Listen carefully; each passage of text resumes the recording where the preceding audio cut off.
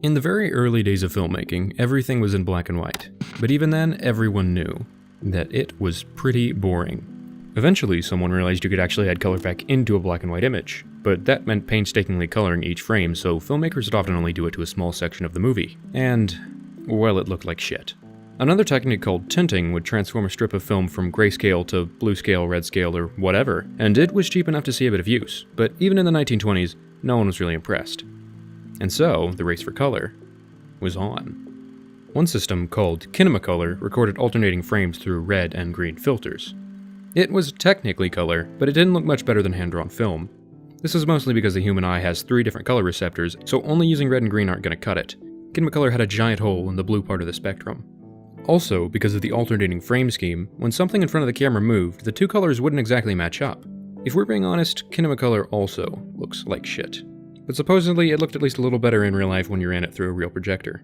Kinemacolor, with all of its flaws, was actually all the rage for a few years, but then the First World War happened. And when the dust settled, Kinemacolor was nowhere to be found. There just wasn't enough demand to justify using such an expensive process.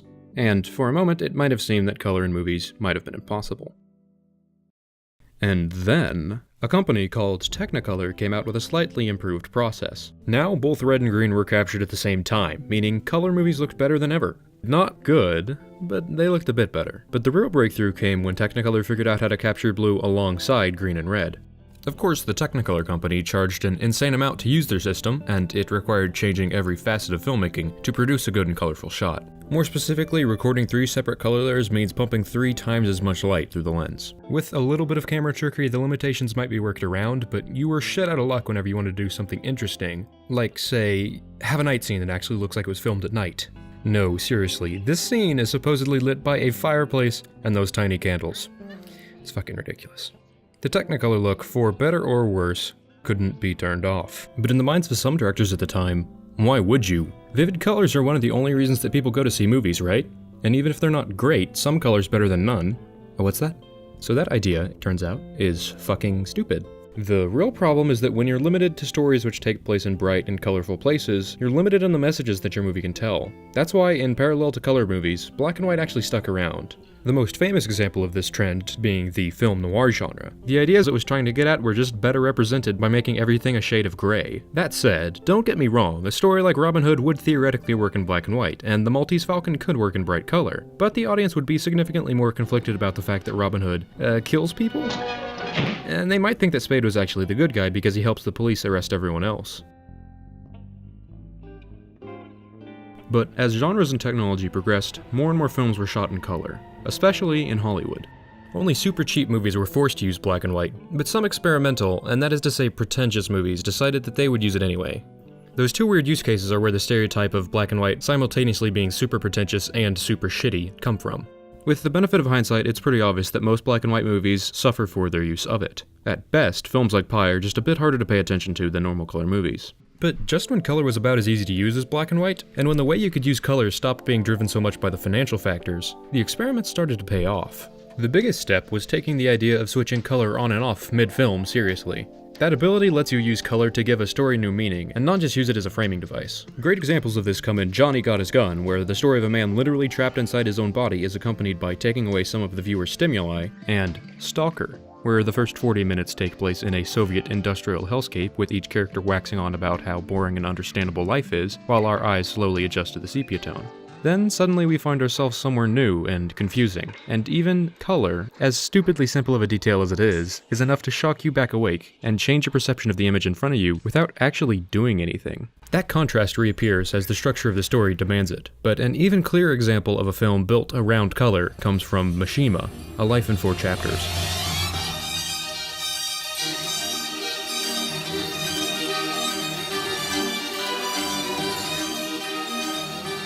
It's the story of an author split into his memories, his books, and the last day of his life. But it's always clear what is what, because his memories are in black and white, his books are each given a striking and saturated palette, and the story of his coup is told with muted military green and beige.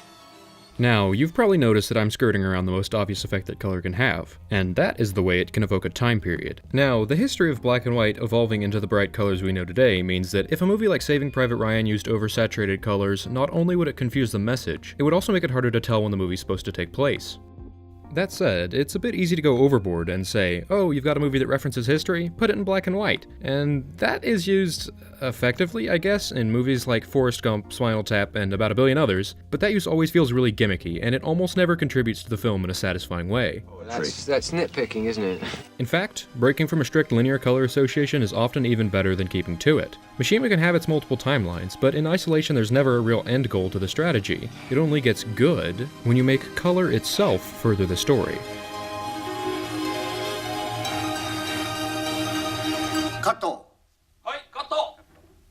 Of course, that might be in the way of contrasting one color with a given normal, but it's most satisfying when you break down the barriers of color entirely. For example, in Mishima, that comes when the title character makes a decision to sacrifice his life for the cause he believes in, effectively merging one of his books and reality. A particularly more gut-wrenching example comes from Schindler's List. Now, black and white is a tonal must for a movie about the Holocaust, otherwise you might risk implying that this were anything but the saddest story possible.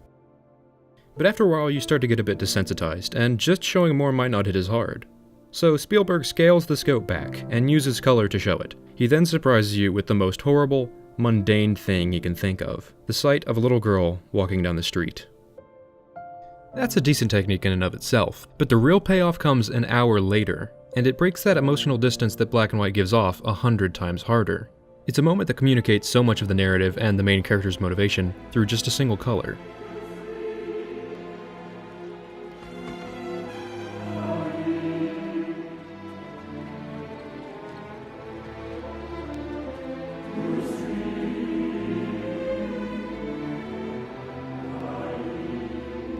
And that is how you transform a boring association like grayscale is sad into something that's really interesting. Alright, we've finally finished all the history, and now I can get onto my soapbox a little bit. You should notice that all of the examples I've used so far were filmed in the 20th century, and that means one big thing. Every single one of them was shot on film, like actual physical material. I know I'm too young to have ever seen any film, but I swear it's a real thing. I looked it up in an encyclopedia. And yes, okay, it was Wikipedia. But nowadays, movies are all digital. And with the power of computers, you can do almost anything, from making unnecessary videos on YouTube to just sitting there, procrastinating from making unnecessary videos on YouTube. But the point is that nowadays, using color to great effect is not a matter of budget, creativity, chemistry, or anything even remotely difficult. You just have to click buttons. But despite that, so many supposedly high-quality movies and TV shows have terrible grading and use of color. To provide a what not to do in contrast to what we've seen so far, I want to end with one of the most obvious misuses of color and coloring that I've seen recently. That's Black Mirror, Season 4, Episode 5, Metalhead. If you haven't seen it yet, I'd really recommend watching it first.